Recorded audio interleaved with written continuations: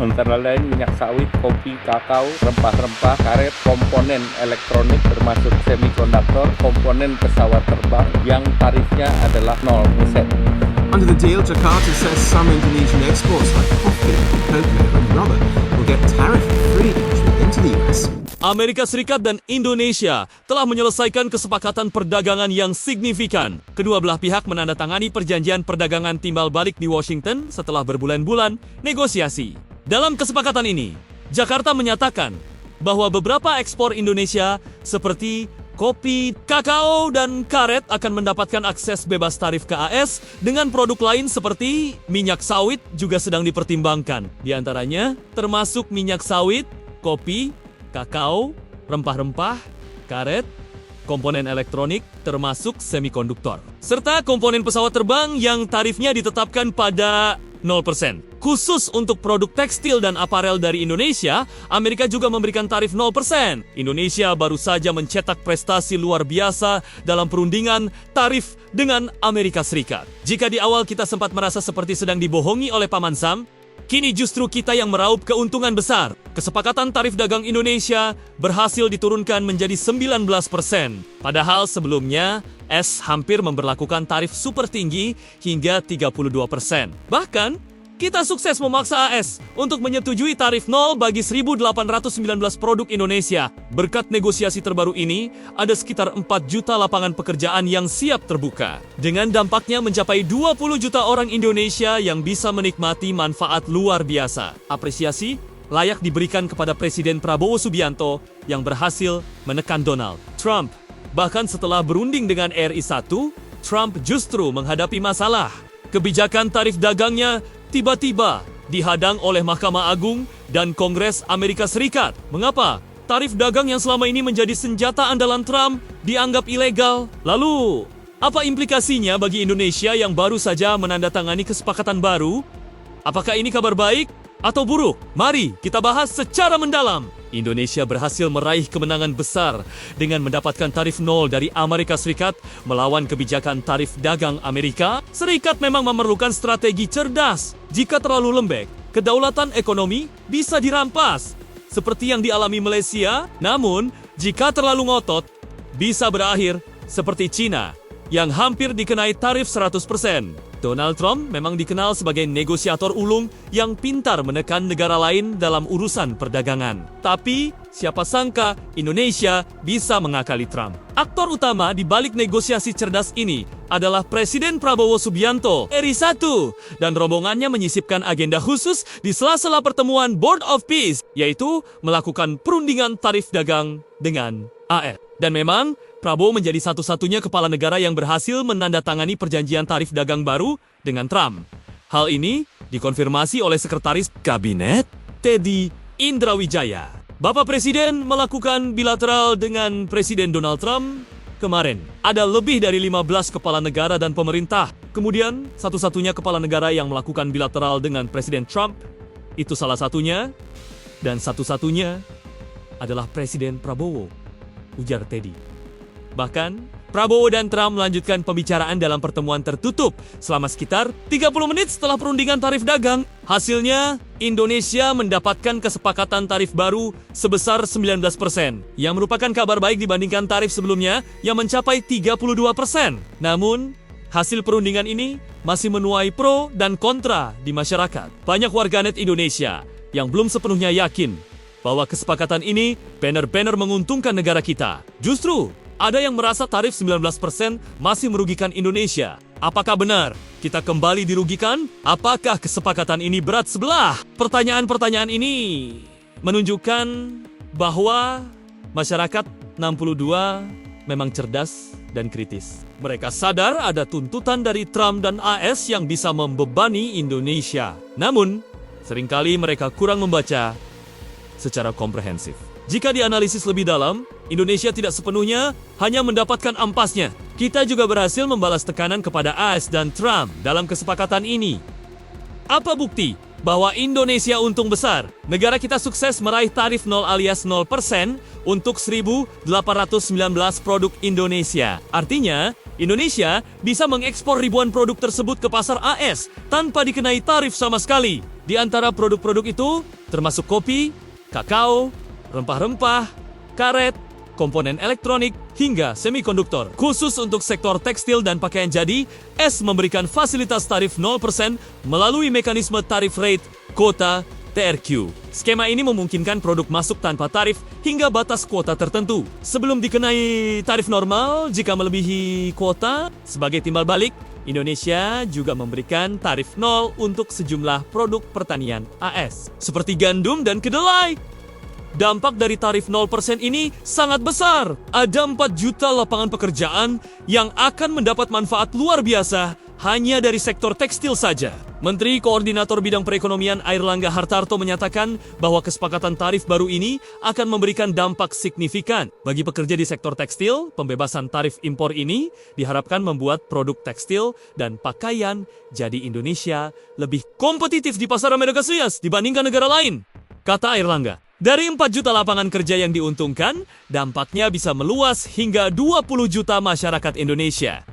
Mengapa begitu? Karena 4 juta pekerja itu bisa membuka penyerapan tenaga kerja baru yang pada akhirnya memengaruhi keluarga dan komunitas sekitar mencapai 20 juta orang. Hal ini tentunya memberikan manfaat bagi 4 juta pekerja di sektor ini. Dan kalau kita hitung dengan keluarga, ini akan sangat berpengaruh terhadap 20 juta masyarakat Indonesia. Tambah Airlangga, pencapaian ini tidak didapat dengan mudah. Pemerintah Indonesia telah berusaha melobi Trump dan AS sejak April 2025 dari ancaman tarif Hilagilon hingga 32%, kini berhasil diturunkan menjadi 19%. Plus ribuan produk mendapat tarif 0% untuk masuk ke pasar Pamansam.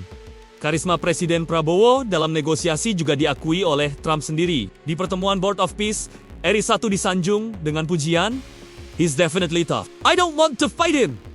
President Prabowo of Indonesia, thank you very much. Please. This is a big guy. I tell you. I said, how many people in Indonesia? He said like 240 million. I said no. No. No. No. Say it again. Amen. That's a big country you have and you do a great job and respected by everybody and thank you very much for being here. Thank you very much, Mr. President. Mendapat sanjungan seperti itu, Prabowo tersenyum bangga dan merasa terhormat. Thank you very much. You are cookie. And we say it lovingly too. We need strength. You say. He doesn't mind. He's tough. And he's smart. Bahkan, setelah bertemu Prabowo, Trump mendapat kabar buruk. Mahkamah Agung dan Kongres Amerika Serikat membatalkan kebijakan tarif global Trump. Menurut laporan AP News, keputusan ini membuat Trump marah besar. Saya tidak harus melakukannya. Saya memiliki hak untuk memberlakukan tarif. Saya pikir keputusan mereka sangat buruk, kata Trump. Berita ini bisa menjadi kabar positif bagi Indonesia. Dengan dibatalkannya kekuasaan Trump dalam meluncurkan tarif, Indonesia berpotensi membatalkan atau merevisi kesepakatan. Bahkan, pemerintah bisa memanfaatkan momen ini untuk mundur dari Board of Peace jika diperlukan. Sebelumnya, Trump menggunakan perang tarif sebagai ancaman agar negara-negara bergabung ke Board of Peace. Ekonom Bima Yudhistira, Direktur Eksekutif Celios, mengatakan Indonesia tidak perlu meratifikasi perjanjian tarif timbal balik dengan Amerika Serikat. Ancaman tarif resiprokal sudah tidak berlaku lagi. Bahkan, perusahaan Indonesia bisa menagih selisih tarif masuk ke AS. Tegas Bima. Kekalahan ekonomi, Malaysia menjadi pelajaran berharga. Kemenangan Indonesia di kesepakatan tarif ini membuat negara tetangga menyesal. Kehebatan Presiden Prabowo dalam menekan Trump gagal diikuti oleh Malaysia. Anwar Ibrahim pasti bertanya-tanya, kok bisa Indonesia mendapat deal bagus? Memang, Malaysia juga mendapat tarif 0 seperti Indonesia. Tapi bedanya, negeri jiran harus menggadaikan kedaulatan ekonominya. Sementara, Indonesia tidak harus berkorban sejauh itu. Pemerintah RI memiliki supremasi kedaulatan diplomatis yang bisa dicontoh ASEAN, khususnya Malaysia. Trump berhasil merampok mineral Malaysia tanpa batas. Malaysia tidak akan memberlakukan larangan atau kuota ekspor mineral penting dan logam tanah jarang ke AS. Pemerintahnya juga berjanji mempercepat pengembangan sektor itu melalui kemitraan dengan perusahaan AS, termasuk izin operasi jangka panjang. Bukan hanya itu, Malaysia setuju memblokir impor dari China, Rusia, dan negara-negara yang terkena sanksi Amerika Serikat.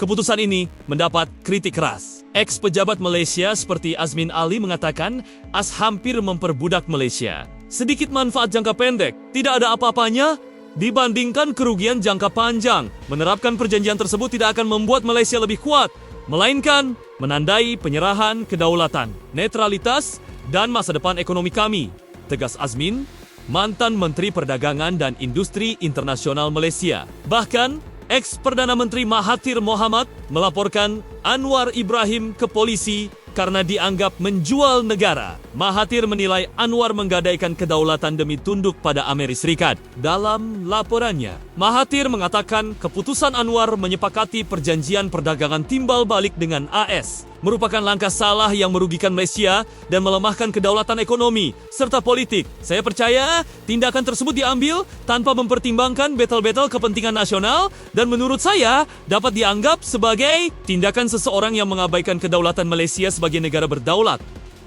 kata Mahathir. Ia menyebut Anwar melanggar konstitusi Malaysia pasal 124 bit 124 dan 124 Kelvin KUHP terkait sabotase dan kegiatan merugikan demokrasi parlementer. Mahathir juga menyoroti 4 klausul utama dalam perjanjian yang mengesampingkan kedaulatan Malaysia. Semua hal ini menghilangkan kewenangan Malaysia untuk menentukan kebijakan luar negeri, kebijakan ekonomi, dan penggunaan sumber daya strategis nasional secara independen dan berdaulat, kata Mahathir seperti dikutip Malaysia Now.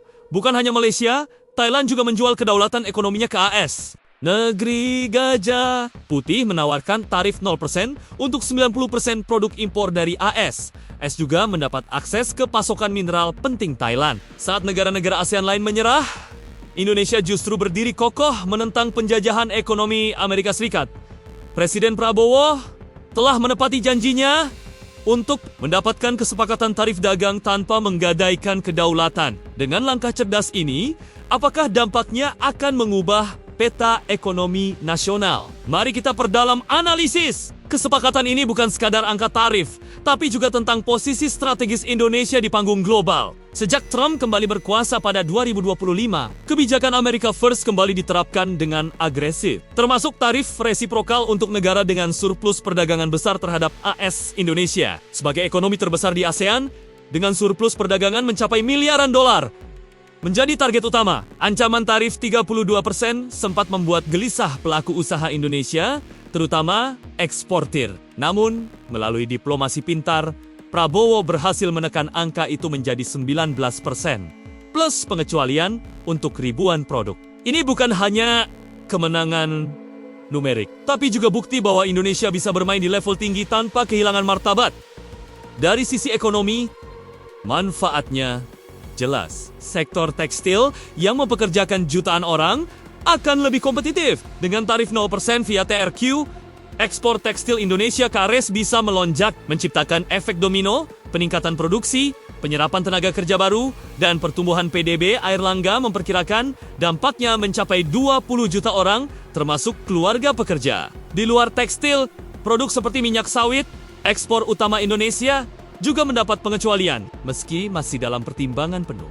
Ini penting, karena es adalah pasar besar untuk komoditas tropis kita. Komponen elektronik dan semikonduktor juga mendapat tarif 0, mendukung ambisi Indonesia menjadi hub teknologi di Asia Tenggara.